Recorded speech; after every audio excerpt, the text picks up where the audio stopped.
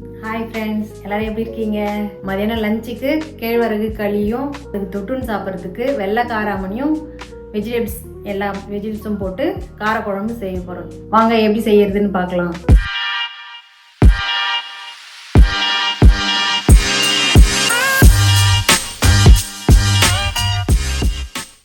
ஒரு டம்ளர் கேழ்வரகு மாவு போடுறோம்னா இதெல்லாம் 2 டம்ளர் தண்ணி வச்சிடணும். ஈஸியாக பண்ணிக்கலாம். நிறைய பேர் குக்கரில் செய்வாங்க, எப்படி வேற ஏதோ மாதிரி செய்வாங்க. இது என்னோட ஸ்டைலில் நான் செய்து காமிக்கிறேன். ஒரு டம்ளர் கேழ்வரகு மாவுக்கு 2 டம்ளர் தண்ணி வச்சிடணும். ஈஸியாக இருக்கும். மேகி நூடுல்ஸ் செய்கிறத விட ஈஸியாக செஞ்சலாம். 2 டம்ளர் தண்ணி நல்லா இது கொதிக்கணும். இதுக்கு கொஞ்சம் உப்பு போட்டணும். இது நல்லா கொதி வரட்டும்ட்டு வெயிட் பண்ணுவோம். கொதி வந்துடுச்சு. இந்த மாதிரி பபிள்ஸ் வந்து லைட்டாக கொதி வந்தால் போதும். இது மாதிரி விஸ்க் இருந்ததுன்னா இன்னும் நல்லா இருக்கும். கட்டி இல்லாம கலர்றதுக்கு நல்லா இருக்கும். இது லைட்டாக அப்படியே மாவா தூவி அப்படியே தொழிலே இருக்கும்.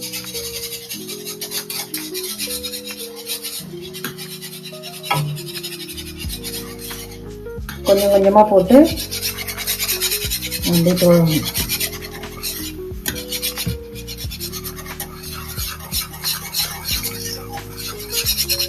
இது நல்லா ஹெல்த்தி. இது மேகி செய்யறதை விட ஈஸியானது. இது மேகி நூடுல்ஸ் வந்து உடம்புக்கு கெடுதல். இது கொஞ்சம் உடம்புக்கு ரொம்ப ஹெல்த்தியான உணவு. இது ஒரு 15 நாளைக்கு ஒரு வாட்டி இது கண்டிப்பாக சாப்பிடலாம். உடம்பு நல்லா ஹெல்த்தியாக இருக்கும். கை விடாமல் கலரணும். அதான் இதுக்கு வேலை.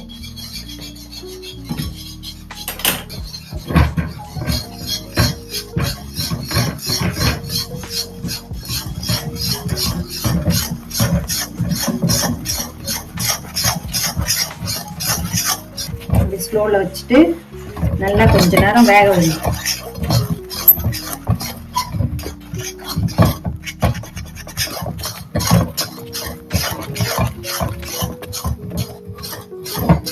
கொஞ்சம் விட்டா என்ன ஆகும்? கட்டி கட்டி ஆயிடும். அப்படியே திரண்டு வந்து அப்படியே நல்லா வெந்துடும். சும்மா ஒரு 2 நிமிஷத்துலயே அப்படியே வெந்துடும். அதுக்கப்புறம் லாஸ்ட்ல கொஞ்சம் லைட்டா நெய் போட்டு ஒரு கலர் விட்டு ஆஃப் பண்ற வேண்டியதான். அதுக்கப்புறம் ஆறின பிறகு உருண்டை பண்ணி சர்வ் பண்ண வேண்டியதான். அவ்வளவுதான், ரெடி ஆயிடுச்சு. பாருங்க, நல்லா வெந்துடுச்சு. பாருங்க, தண்ணி லைட்டாக வச்சுன்னு போட்டு பார்த்தா தெரியும். நல்லா வெந்துடுச்சு.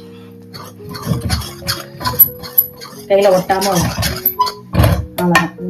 கொஞ்சோண்டு சும்மா ஒரு 1/4 டீஸ்பூன் நெய் போட்டு அந்த ஒட்டாமல் வரது.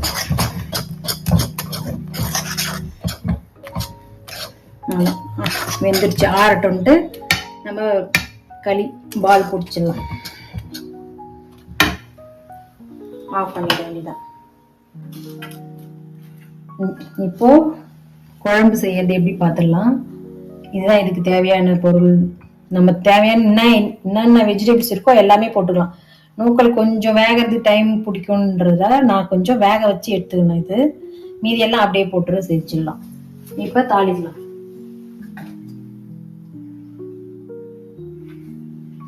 எண்ணெய் ஊற்றிட்டு காஞ்சதும் வடகம் கொஞ்சம் போட்டுக்கலாம். வடகம் போட்டு தாளிச்சா எல்லா குழம்புமே நல்லா இருக்கும். கார குழம்பு, மீன் குழம்பு எல்லாமே நல்லா இருக்கும். அதனால வடகம் போட்டு தான் நான் தாளிப்பேன். எண்ணெய் காயலை, இன்னும் காயட்டும். நல்லா எண்ணெய் காஞ்சிச்சு. வடகம் போட்டு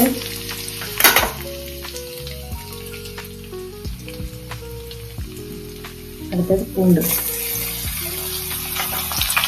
கொஞ்சம் குழம்பும் வெங்காயம் நல்லா எப்படி வாசனை வருது. வடகமும் பூண்டும் சேர்த்தாலே நல்ல ஒரு மணமா இருக்கும்.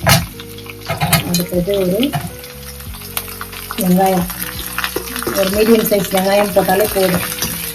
சின்ன வெங்காயம் இருந்தாலும் போடலாம், அப்படி இல்லைன்னா இந்த பெரிய வெங்காயமே போட்டுக்கலாம். நல்லா வதங்கணும். தக்காளி ஒன்று எல்லாத்தையும் அரிஞ்சு வச்சிங்கன்னா ஒரு 1/4 மணி நேரத்தில் செய்திடலாம்.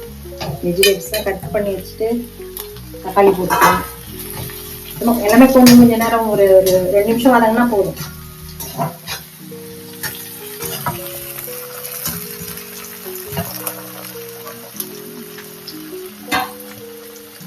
அடுத்தது கத்திரிக்காய், வாழைக்காய்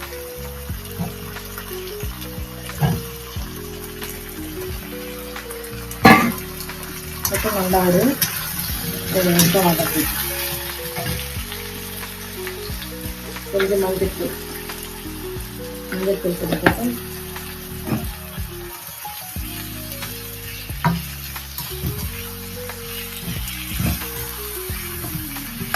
அதுக்கு அடுத்தது வெஜிடபிள்ஸ்லாம் போட்டுருங்க. இது சவு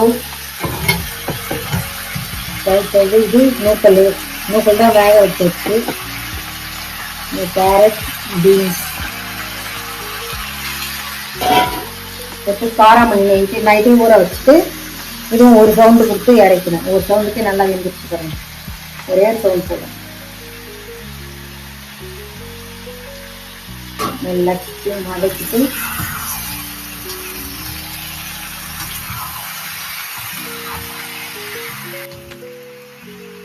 அது கூட அந்த களி கூட நிறைய வெஜிடபிள்ஸ் வச்சு சாப்பிட்டா நல்லா இருக்கும், ரொம்ப டேஸ்டா.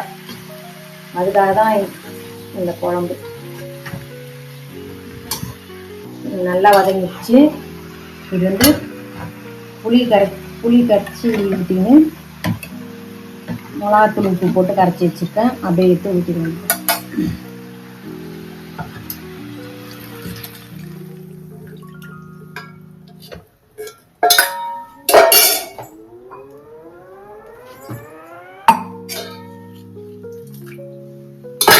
அதை நல்லா கொதிக்கட்டும்ட்டு நல்லா சுண்ட வச்சு இறக்க வேண்டியதான்.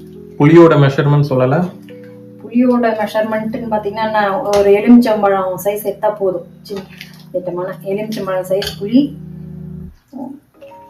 தேவையான அதுக்கு தகுந்த மாதிரி மிளகாத்தூள் உப்பு போட்டு வேண்டியதான். அந்த அளவு இருந்தாலே போதும், கரெக்டாக இருக்கும். எல்லா வெஜிடபிள்ஸும் வந்து நல்லா குழம்பு நல்லா சுண்டு வந்துச்சு. அதில் கொஞ்சம் கொத்தமல்லி கொஞ்சம் போட்டு எடுத்து சர்வ் பண்ண வேண்டியதான்.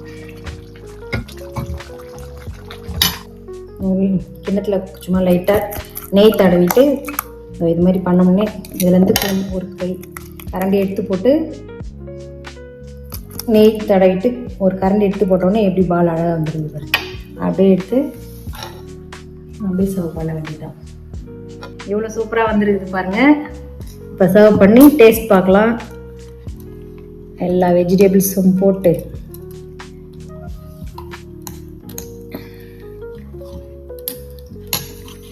ரொம்ப சூடாக இருக்குது.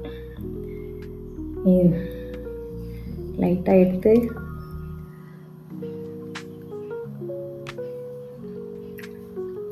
பர்ஃபெக்டாக இருக்குது, சூப்பராக இருக்குது. நீங்களும் இதே போல் இதே மெஷர்மெண்ட்டில் நீங்கள் வீட்டில் ட்ரை பண்ணி பார்த்துட்டு எப்படி இருக்குன்னு கமெண்டில் சொல்லுங்கள். வாங்க சந்தோஷமாக சாப்பிட்லாம்.